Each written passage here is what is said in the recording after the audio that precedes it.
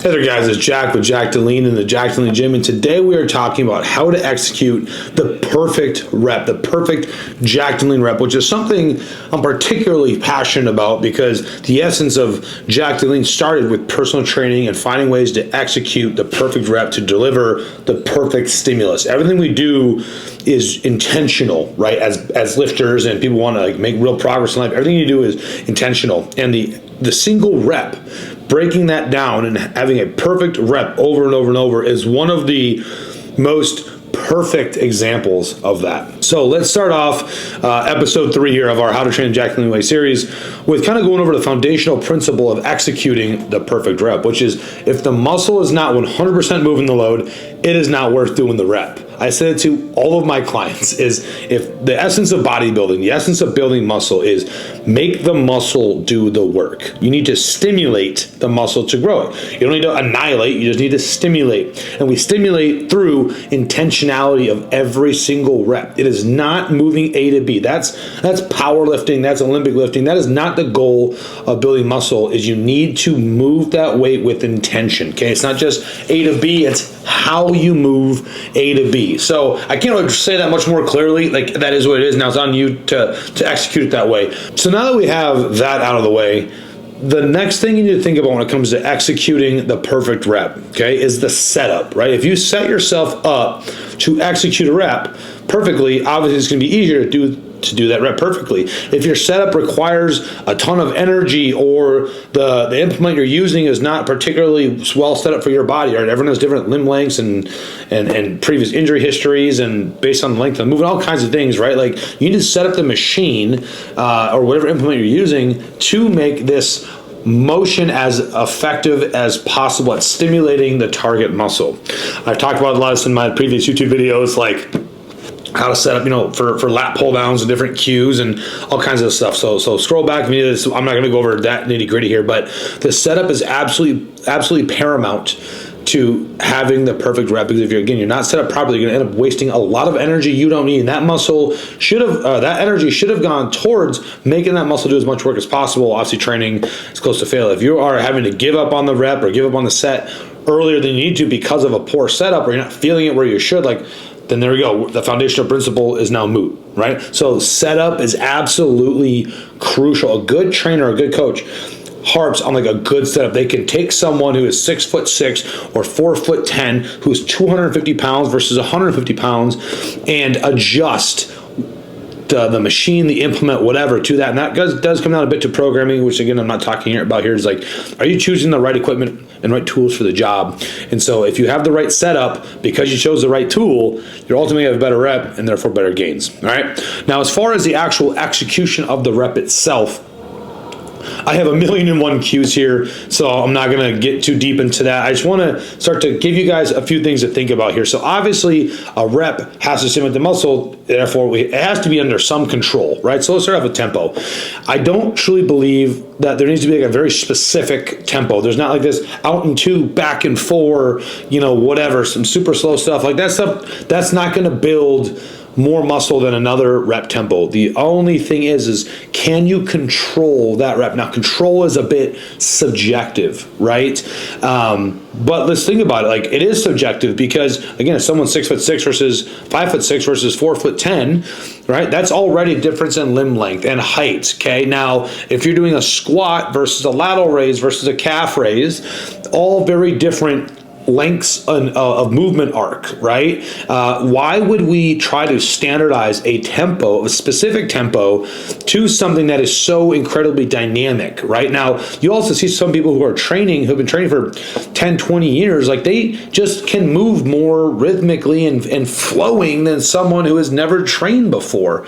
There's this inherent, they just know how to turn it on and keep the tension where they want it. So why do they need to move at a certain speed if they feel everything they need to possibly feel? The only problem is when they don't feel that, or they're truly launching and orienting and changing positioning, should they actually alter the tempo? So every rep just needs to be done with control. And I know it's not some specific nice and tidy 2 out, 4 down type metric, but that's just the reality of training. And a good trainer knows how to adapt and watch that rep speed based on, that person's individual parameters. Okay, so tempo, that's my thought. I will say, I generally at the bottom and on top of a rep like to have basically a micro pause, right? So the way I kind of cue a rep, like let's start from start to finish here, is as you lower the weight, for example, you're coming down, and instead of just like this like snap turnout off the bottom or off the top is this drop where you're just letting that load free fall, basically, what I want you to do is to think about, like, if you're doing a chest press,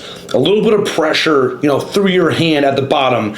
You're grabbing that pec, that chest muscle there, and before you launch into it, it's like slowly pressing on a gas pedal, right? Like you start to press it. That tension is building, except to the point where now it starts to overcome the load, right? The number of muscle fibers have been activated, their force production capabilities are beyond that of the load that's holding you down there, and then that weight starts to move. But if you were thinking about slowly pressing on that gas pedal, you're going to ramp that tension to be able to just kind of slide through this motion, right? Versus boom, just like stepping on the gas and launching out the bottom, jerking, orienting, right? That's how injuries happen. That's how muscle is not grown. I challenge you guys to watch like some of these high-level bodybuilders, some of these old training videos where sometimes, like, yeah, they're launching things. Like, watch Ronnie do a T-bar, bent over T-bar row in the corner. Like, not the most clean form all the time. He was a freak genetically, though, too. So he's kind of a moot point. But some of these other guys, like Justin Shire, I think is a great example now, of just his ability to generate a lot of tension without having to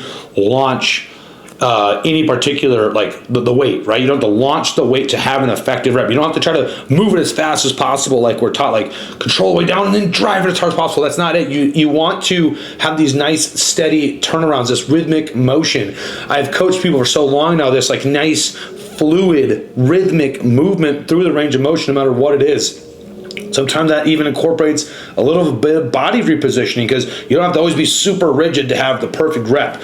What if, and some people call this body English, I don't understand what that term means, but what if you on a curl are allowing yourself just kind of like rock down and then slide, boom, slide, or press, okay? And as you come down, you kind of rock through and it's smooth, right? You can just tell when someone has full connection on it. They're just flowing. The muscles are pulling right where they want. They know exactly where every single inch of that rep, where how things are moving and what's moving it, right? So you guys need to start thinking about movement as more like this fluid thing. The perfect rep is like this beautiful harmony of fibers and connective tissues and neurological signals and everything rolling together, right? It's look at a car, look at all the crazy things that go into how a car drives and moves, right? Like, your body is an amazing machine. It's not meant to just do this all day long and move maximum load, right? If you want to build muscle, what you need to do is, again, utilize the natural rhythms and flows, and this goes way beyond the scope of this video, but again, like, that can differ from movement to movement, muscle group to muscle group, person to person. Okay, so the rep just needs to be smooth. I like to coach people, and I'll kind of go into some small cues here. For example, as you're coming down on the rep, right? I always like to cue, I'll talk about breathing in a second here, but imagine like sinking through the muscle, right? So on the way down here, as you're coming down, like we talked about, it's not just free falling. The muscle you're trying to target has the load under control, and you are allowing that weight to slide through the range of motion. And as you reach the bottom, okay, you're here, you create a little bit of pressure, but just before that point, it's sinking through tissue. I want you to imagine micro, that tissue, individual fibers stretching and ripping apart just before you feel like you're about to lose it or go too far and orient. Then you ride it back out, okay? I like to cue people to think about Neo, in the Matrix, when he's like dodging the bullets, right? How slow that's seemingly moving, right, to naked eye. And like, what I want you to imagine is at the bottom of the rep here, it's micro movements, right? Something that only the most trained eye can see and only you can feel, where you're feeling getting every last millimeter out. You're decelerating that load, nice and controlled, sink, just before you lose it, slide it out. And slide it out, okay? And that brings me to my next position, or my next point of just breathing in general and the importance of that during a rep. When it comes to breathing, it's something that we all do on a daily basis, obviously, hopefully, but it's something I see so commonly messed up no matter how long someone's been training. breathing is not as simple as just inhale, exhale. Okay, it's a whole cascade of things that roll together. For example, when you, the reason why we need to inhale, it does a few things. Number one, when you take a nice deep inhale through your nose, it helps externally rotate you, okay? Especially if we're doing a press ups, externally rotate the rib cage, puts you in a better position at the bottom to press from. It helps time you as you're coming down. A nice deep sinking, slow, controlled inhale helps you to time and not just let that weight free fall. It also helps you get more oxygen and increase oxygen perfusion to the tissues. It helps you extend the end of the set there, right? Because you're getting more oxygen in, you can continue to push harder. I also find that the inhale is a nice, again, I said tempo, but also a bit of a like just nervous system modulator. As you're coming down, sometimes, especially in your failure, it's really easy to like start just kind of throwing weight and you're losing your breath or hyperventilating. That inhale allows you to sink. I'm drawing it out. Then I have a nice pointed, directed exhale. I want you to think about throwing a punch. Okay, you're not deflating a balloon. You're right? You're throwing directed punches, directed air. You're not just deflating like a balloon. Now, length of rep, amount of load used, like all these things do dictate how breathing might change a little bit. I think bracing itself is on a continuum.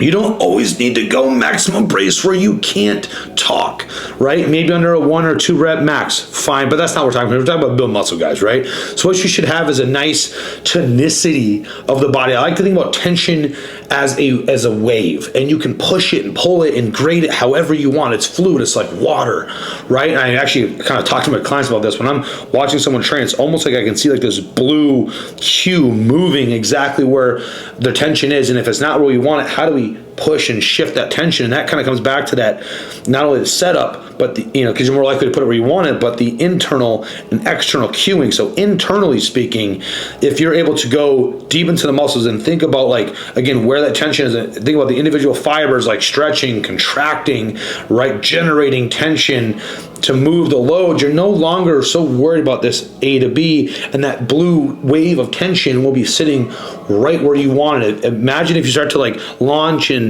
orient all these things, that wave dissipates, okay? We're no longer keeping tension on the muscle. So maybe it's something for you guys to help conceptualize it, but it's all a continuum, right? So maybe on some exercise where I've had a vulnerable low back in the past, I don't want to hurt myself, so I can brace a little bit, but I don't need to maybe brace the hardest again like a 1 rep max, or I don't need to brace on a stable bicep curl as much as I do a bent over barbell row. And so it's just all a gradient. It's not an all or nothing. Training's never an all or nothing. It's what does that person need? What does that movement require? What muscle we're trying to stimulate? And what does that require to get us to where we need to go?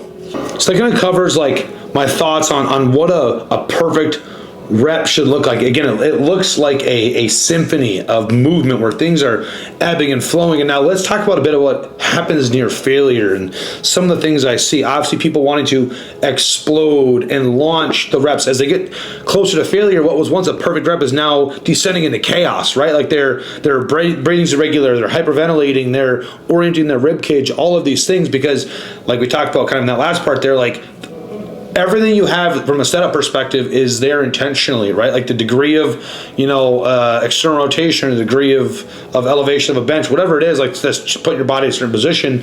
We're all there for a reason. And so if you start getting your failure, you start to lose that, you're losing the intentionality behind the set. And that intentionality is what drives the intensity. Everyone thinks that this failure rep needs to look like some grunting, screaming madness, and it doesn't if it's not fucking working the muscle. I don't know how much more I can say that. I absolutely hate, it's not that I hate grunting, that happens, especially if you exert some force, but what I hate is like this uncontrolled grunting from fucking rep 1. You just tell them you're just trying to move weight to look cool, and no one's fucking impressed, bro. But what you need to do is to control that breathing, and as you reach failure, try to make that last rep look as much like that first rep as possible. Inevitably, something will break down. You're going to want to orientate, you're going to want to hyperventilate, and that's where things like that breathing regulation come in. Your ability to just have like done this for years and years now, you start to understand what your cues are. They're going to, based on the exercise even, that's going to try to change, right? And so you can kind of stop that where you want it to, right? So that's why I'm just such a big believer on, in order to execute the perfect rep, we need a good setup. We need the right amount of warm-up sets. We need to have what the rep actually kind of looks like a whole, honestly, if you guys want to visualize it a little bit, like before your sets, like what do those reps look like? What does failure look like? At failure, again, I see people launching, I see them getting out of position, I see their faces looking all funky, right? Like, you need to understand where every single part of your body is in space. It doesn't mean it needs to have a lot of tension or a lot of, it doesn't need to be turned on. It just needs to be intentional. Why is every part of your body doing what it's doing as you're moving through these reps? Okay. So if you guys are someone who at failures, like losing that tension, you're losing your gains. Right. So great, failure isn't about just grinding. I get a little clear, about staying locked in until the muscle gives out. And that, guys, is essentially the essence of like how to execute the perfect rep the Jacked and Lean way. I have 1,000,001 cues. It honestly is a little bit overwhelming for me to not like try to layer them all in here. I will do that in future videos for you guys based on certain muscles and certain exercises.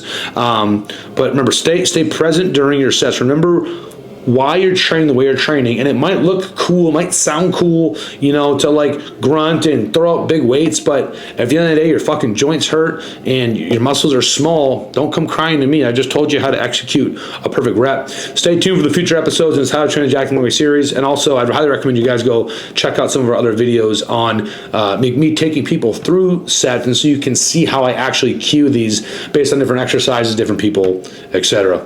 See you next time.